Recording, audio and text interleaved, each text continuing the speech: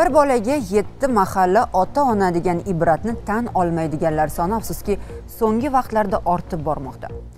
Chunki voyaga yetmagan farzandini nafaqat kunduzi, balki tungi vaqtda ham e'tiborsiz qoldirayotgan ota-onalarga jamoatchilik nazorati yetishmayotgandek go'yo.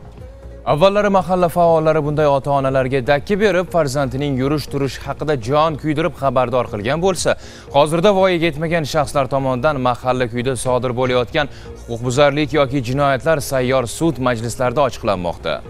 Sirdaryo viloyatining Oqoltin tumanida o'tkazilgan sayyor sud majlisida tumandagi mahalla faollari probatsiya ro'yxatida jazoni o'tayotgan shaxslar hamda huquqbuzarlik sodir etayotganlarni oila a'zolari taklif etilgan sayyor majlisda bir nechta ma'muriy ishlar ko'rib chiqildi. Qaytib kelayotmagan narsa olib bir-birimizga tortishib qoldik.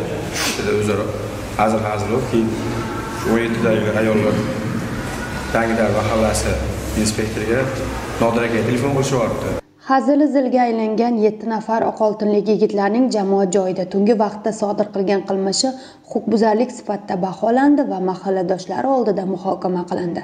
Ishda ma'lum bo'lishicha, tumandagi kollej o'quvchilari qo'shni mahalladagi maktab o'quvchilari bilan o'zaro janjallashadi. Janjal ayanchli oqibat bilan tugamasligi uchun yon atrofdagilar voqea joyiga profilaktika inspektorini chaqirishga majbur bo'ladi.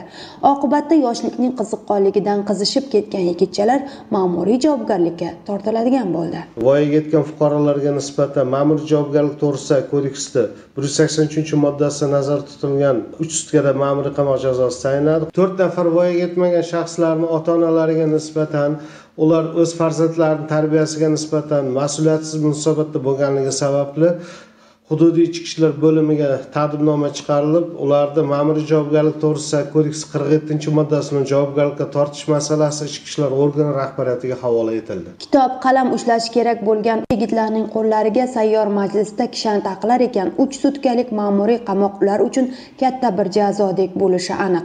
Qo'llarga taqilgan kishanlardan saboq olinmasa, kun kelib bir yigit umri butunlay o'zgarib ketishi mumkinligi tuman probatsiya guruhi ro'yxatda turuvchi shaxslarning omma oldidagi iqrorlarda ham ifoda topdi. Ya'ni 5 nafar mahkumimiz muddatdan oldin jinoyat kodeksiga 7 moddasiga asosan muddatdan oldin ozod qilindi. O'zi tegishli xulosa chiqarmasdan davlat foydasiga foizlarni o'z vaqtida undirmagani uchun 3 yil muddatga ozodlikdan mahrum jazosi almashtirildi. Ikkinchisi 2 yil 3 oy 10 kun muddatga ozodlikdan almashtirildi.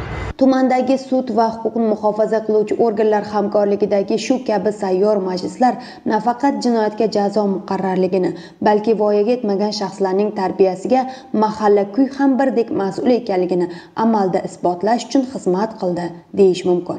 Bu kun Mag'firat Xudoyberdiyeva, O'tkir Boymatov, Sirdaryo.